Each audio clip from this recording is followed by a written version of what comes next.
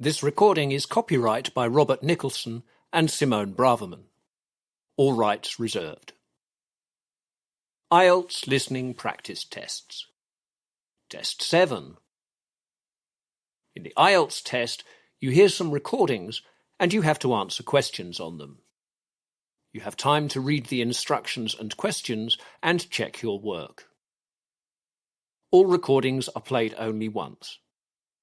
The test is in 4 parts. Now turn to Part 1. Part 1.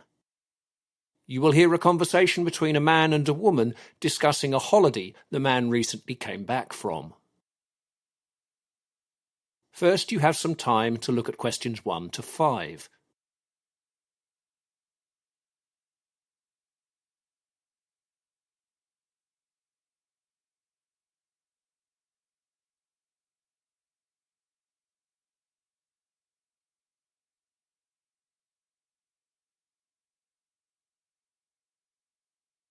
Now we begin. You should answer the questions as you listen, as the recording is not played twice. Listen carefully to the conversation and answer questions 1 to 5. Hey Pete, are you back from your holiday then? Yes, I got back last night. Where did you go? Wasn't it the US? No, I went to Canada. So, tell me about it. It started badly as I missed my flight. Oh no, what happened? I got stuck in a traffic jam in my taxi. Lots of cars were going to a different airport and the whole road was full of traffic. Oh no, that must have been terrible. Were you really stressed? I was at first. When I realised that there was no way to get to the flight though, I felt better, as there was nothing else to do but wait until I spoke to someone at the airport. Did you have to pay for another flight? Fortunately not. I could have gone the same day on a later flight, but I would have had to pay for that. I got one the next day without having to pay. Well, at least that was something. You missed a whole day of holiday, though. Yes, it was a bit annoying, but I had only myself to blame. I know the roads can be bad. I should have stayed nearby to the airport the night before. Did the airline put you up in a hotel? It wasn't their fault that I missed the flight, so no. They did give me a food voucher, though, because I had to hang around for a long time. In the end, I stayed with my old friend Mike. He doesn't live too far from the airport. I had to get a taxi there, though, and back again the next morning, and that wasn't cheap. How was the flight itself? I was flying to Toronto, and it took around 7.5 hours. Unfortunately, I had left my book in the main check-in baggage, so the time passed slowly. Why didn't you watch a movie? That makes me sick on a plane. It's hard for me to drop off to sleep as well, as my neck gets stiff. It was good that I had 2 interesting people who sat next to me, so we had a conversation about Canada off and on for the whole flight. I learned quite a few things that I didn't know. I hope all the disasters were over by the time you reached Canada. Almost. It was quick to get through immigration, but then I found after a very long wait that there had been a mix-up back in England with my missed flight. My bags never made it on the plane and no one knew where they were. I had to spend 24 hours in Toronto with only the clothes I'd travelled in. You're lucky it wasn't winter. Absolutely. I'd have frozen to death without winter clothing. Anyway, that was the last disaster. The rest of the holiday was great. Before the conversation continues, you have some time to look at questions 6 to 10.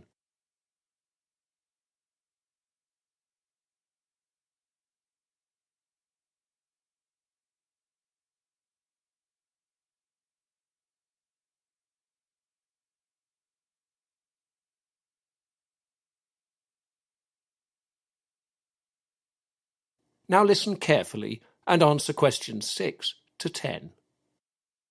How was Toronto? It was great. There was so much to see and do there.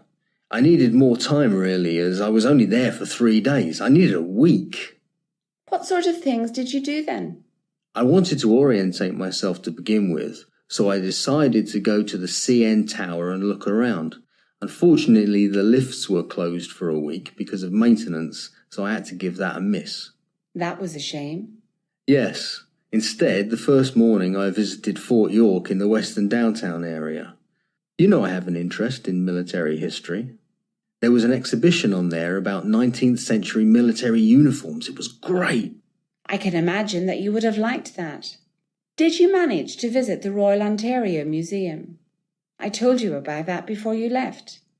I checked out their website, and it just wasn't something that I felt would interest me. I appreciate you telling me about it, though. While I was researching it, I found out about the Air and Space Museum, and I saw that on the second morning. How about the Art Gallery of Toronto? Again, I didn't think that would be of interest to me, but I decided I should be a bit more open, so I gave it a go. It wasn't the most exciting experience in the world for me, but in the end, I was glad I tried it out. Did you get to see any sporting action when you were there? I know you're a big sports fan. I wanted to go to a hockey game. I went to the stadium, but it was out of season. The Hockey Hall of Fame made up for it, though. I spent nearly 5 hours there looking around. It's a shame about the game, though. Yes, but I did get to see the Blue Jays play at the Rogers Centre. Is that football? No. They have football matches at the Rogers Centre, but this was baseball. Did you understand the rules? I think so. It was a bit complicated, but I found it easier than football. There was also a guy sitting next to me who explained. He was a real basketball fan, but he knew his baseball too. It sounds like you were pretty busy. Yes, and that was just the first 2 days. That is the end of part 1. You will now have half a minute to check your answers.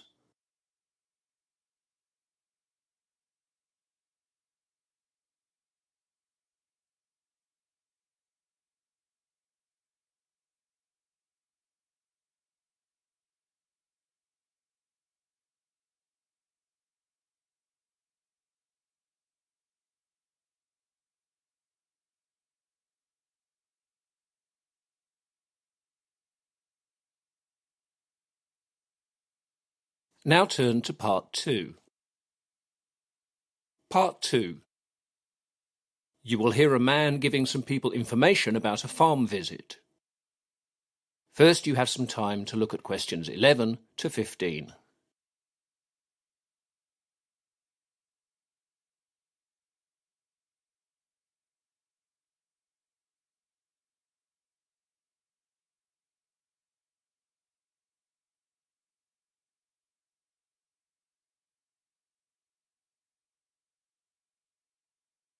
Now listen carefully to the information talk and answer questions 11 to 15. Hello everyone. Today you've come to the open day at Sunnyside Farm. To start with, I'd like to tell you a little about our history and what we do here. The Wilson family have been farming here at Sunnyside since the start of the last century. To start with, it was mainly an arable farm, which means that there were no animals. To start with, Sunnyside specialised in growing vegetables. The produce would then be sold in local markets around the area. At that time, the farm became a major source of work for the local population, especially in summertime and the harvest period. After the First World War, the farm turned towards meat production. The farm had a herd of cows for producing beef and also several hundred sheep to produce lamb every spring. Rather uncommon for a British farm, the meat produced was sold for export. This carried on for around 50 years, with the interruption, of course, of the Second World War. At the time of the war, the farm actually closed down for a while, as most labourers and the farmer himself were away in the army. The farm started up again when peace returned. In the early 70s, the farmer at that time saw that he would earn better margins producing milk. He bought a herd of dairy cattle and sold the other animals. This was a major change and quite a big commercial risk, as the farmer also had to equip his dairy to get the milk from the cows, and this was quite expensive. However, the gamble paid off, and Sunnyside became a successful producer of milk for the whole area. Around 10 years ago, milk became less and less profitable. This was because some big companies created increased competition after they bought up some of the surrounding farms and started producing cheap milk. The farmers at Sunnyside at that time are the same ones as today, Mr. and Mrs. Wilson. They had been interested in farm tourism for some time, as they had seen it work quite well up in Scotland, where they had gone on a holiday. They saw how popular this was, and after some research, they saw that no one else in the area was doing anything like this.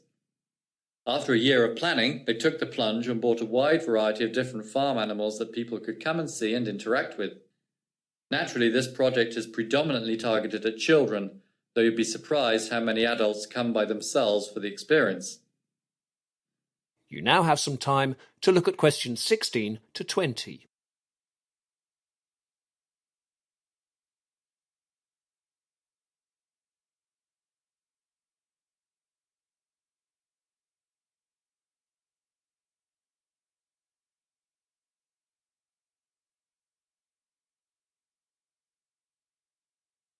Now listen to the rest of the information talk and answer questions 16 to 20.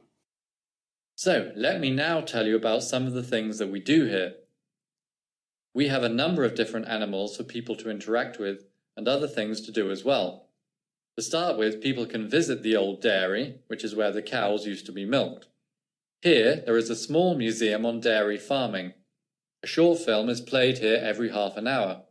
If you actually want to try milking some cows yourself, go to the West Stable. This takes place twice a day at 9:30 a.m. and 4:30 p.m. Another area of farming that we cover is the lamb industry. In the East Barn you can see the sheep close up, and in season you can see and feed the lambs. There is also an exhibition on the history of the sheepdog, which of course has always been a vital companion of the sheep farmer. Every afternoon at 2 p.m. you can see an exhibition of sheepdog skills in the South Field. This goes on for around 25 minutes. In the North Field we have a favourite for all ages. There you can find our donkeys and horses. These can be fed or ridden on. It's important to have adults with children if they want to try the riding out. If the children are very young or nervous, it's best to try a donkey. All our donkeys are very placid and good-natured. In 3 months, the horses and donkeys will move to the West Field, as we are planning a campsite in the North Field. People will be then able to stay overnight at the farm in tents or caravans. I've mentioned quite a few locations so far. Don't worry, just outside this building is a map of all the activities and where to find them. Any questions so far? That is the end of part 2. You will now have half a minute to check your answers.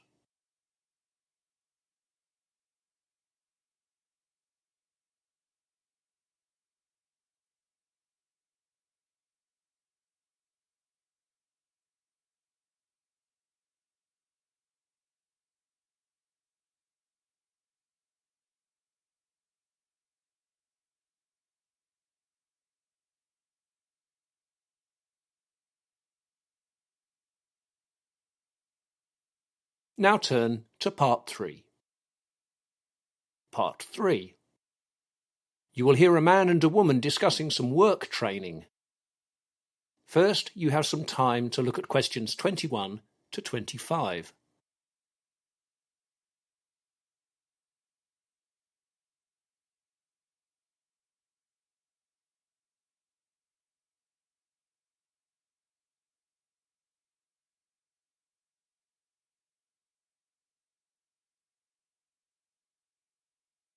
Now listen carefully and answer questions 21 to 25.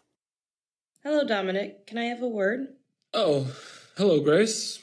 Of course you can. You know, you applied for that extra training on the new computer software that we're using. Yes. Well, I managed to push it through. That's great. I thought it would be rejected because it was too expensive.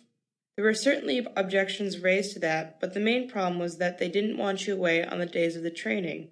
You'll be away in San Francisco while we're having the big sales meeting. So what happened? I said I'd be able to fill in for you if you told me the key things needed for the customers. Thanks so much, Grace. When can we meet so that you can fill me in then? How about just before the normal start of work on Monday? We can arrive an hour early and I'll have everything ready. I drive my daughters to school on Mondays, so it's hard for me to get here that early. How about at the end of the working day on Friday? I'm leaving here at lunchtime that day, as I have a meeting in town about the new parts we're ordering. The only time I'm really free is Thursday morning. I'm in a meeting that time. Look, I'll ask my friend Angie to take my daughter into school on Monday. That way we can meet as you first suggested. Good. Thanks, Grace. You'll need to have your computer with you so that I can upload some stuff. Will there be a lot to do? Not really. I can explain all the rationale behind the design decisions to you, and if you make some brief notes, that'll be enough. I'll also explain the model that we've made to show the customers. It'll be quite straightforward, as it's similar to the last one we did for the previous contract.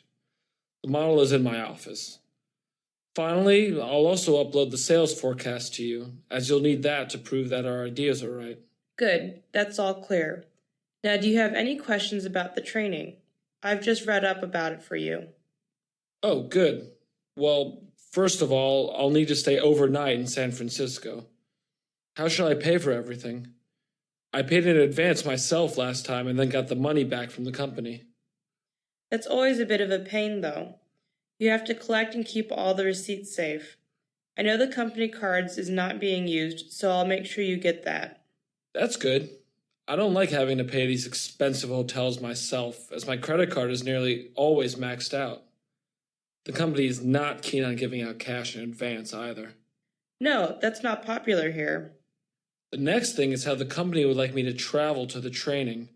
The bus is the cheapest, but I like to work on my computer, and that's not very easy on a bus. No, it isn't. It's also not really far enough for a plane journey either. Is there a train? Yes, Amtrak has a service there. What would you prefer? Anything but the bus, really. I'd even drive rather than take the bus and miss the work on the journey. I'll make a train booking for you. Driving will be too tiring for you, and you want to arrive fresh and alert. Okay, thanks. You now have some time to look at questions 26 to 30.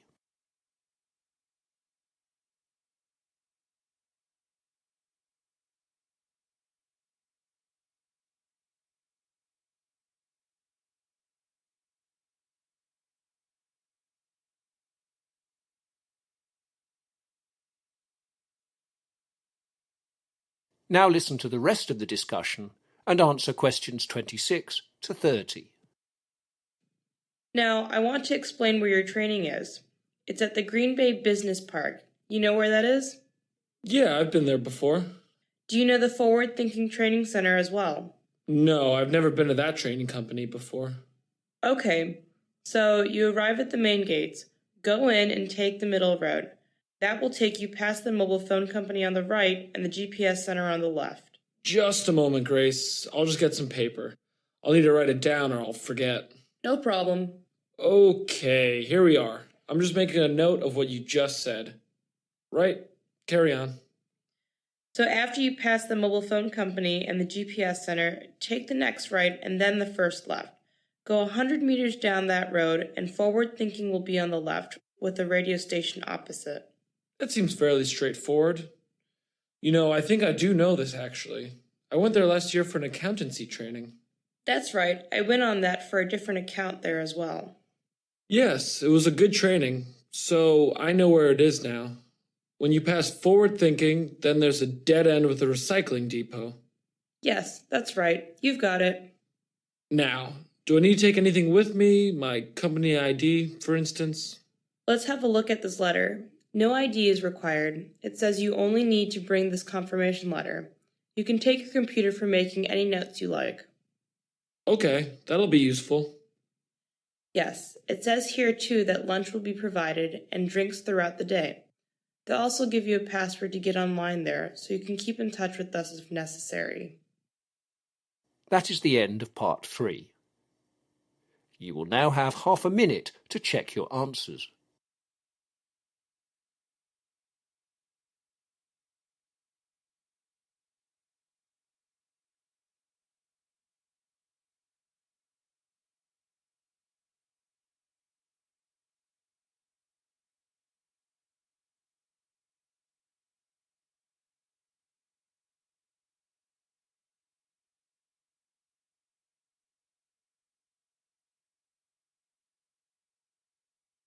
Now turn to Part 4.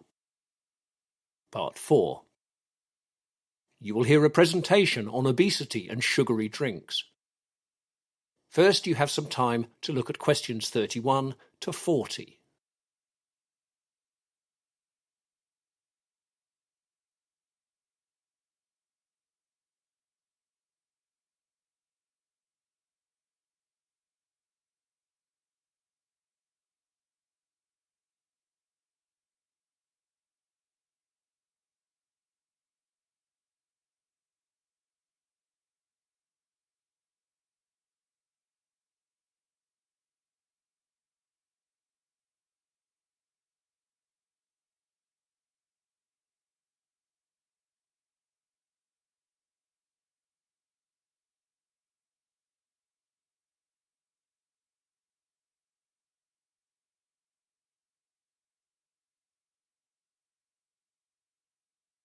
Now listen carefully and answer questions 31 to 40. Good afternoon, everyone, and thanks for coming to my presentation today, which is on the link between childhood obesity and sugary drinks. Childhood obesity is a worrying phenomenon that affects many developed societies. Childhood obesity rates have doubled throughout the past 30 years in the United States for children aged 2 to 5 and 12 to 19, and tripled in the age group of 6 to 11. Many social and environmental pressures lead to greater obesity in children. Chief among these influences is the wide variety and availability of sugar-sweetened drinks that contain little to no nutritional value. These beverages include soft drinks, sports drinks, fruit drinks, flavored teas and coffees, and energy drinks. Throughout the past 10 to 15 years, these drinks have exploded onto the consumer scene, flooding grocery stores, gas stations, convenience stores, and vending machines. Americans have doubled their consumption of soda pop in the last 25 years, a trend that closely follows the obesity epidemic. The average American drinks 1.6 cans of soda pop a day, which is more than 500 cans a year. Soda drinking is particularly rampant among teenagers. Data indicates that soft drinks account for 13% of a teenager's caloric intake, by far the largest source of calories in his or her diet. For decades, milk was the most common beverage consumed by children, but by the mid-1990s, boys and girls were drinking twice as much soda pop as milk. One recent study has demonstrated a strong link between consumption of sugar-sweetened beverages and childhood obesity. Although some studies conflict regarding the causality between sugar-sweetened beverages and obesity, a number of research studies confirm the findings that increased soft drink and sugar-laden beverage consumption is a risk factor for obesity. Not only do sugar-sweetened drinks likely lead to obesity, they are also associated with tooth decay and fragile bones. Energy and soft drinks can also contain large amounts of caffeine. The amounts of caffeine found in such drinks are often about 10 grams per ounce. With that in mind, take a look at the amount of caffeine found in other beverages. Most experts recommend that children consume well under 100 grams of caffeine per day.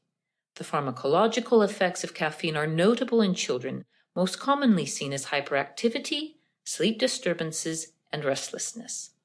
Drinking large amounts of caffeine can also be associated with high blood pressure and frequent headaches. Researchers have reported that a new practice among college-age students is the simultaneous consumption of energy drinks and alcohol, which allows greater consumption of alcohol since alertness is perpetuated by the energy drink. In addition, the sugar content of energy drinks is comparable or higher than most soft drinks with, for example, a typical energy drink containing 27 grams of sugar. Alcohol usually contains a lot of sugar, and this can lead to massive sugar intakes for people who mix energy drinks with alcohol. So what can be done to limit the amount of the nutritionally poor liquid calories that children and adolescents are consuming? On an individual basis, the best approach is simply to replace soda and sports drinks with water or low-fat milk in children's diets. Water is the best hydrator available.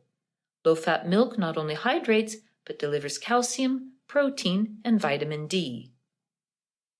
What happens at school may be out of the immediate control of a parent, but parents can petition the school to eliminate machines that sell soft drinks and energy drinks in favor of bottled water.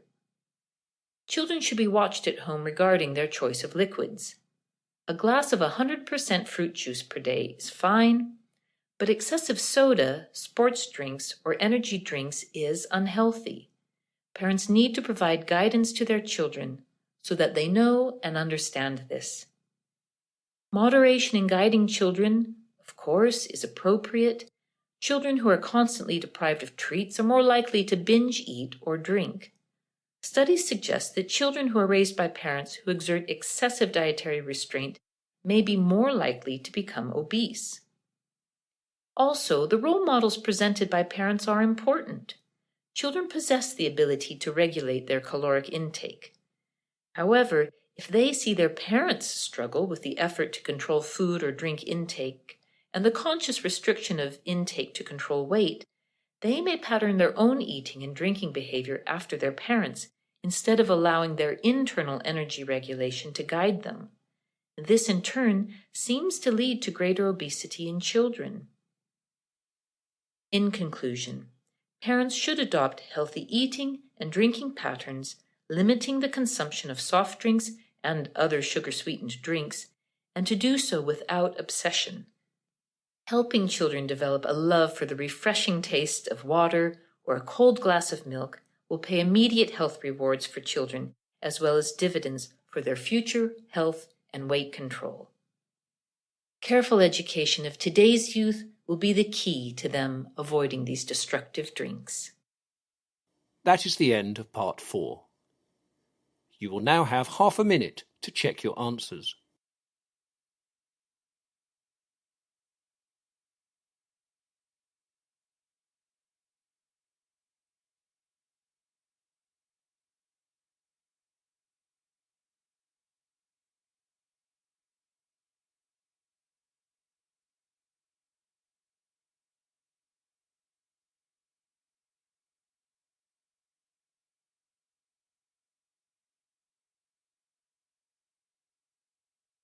That is the end of listening test 7.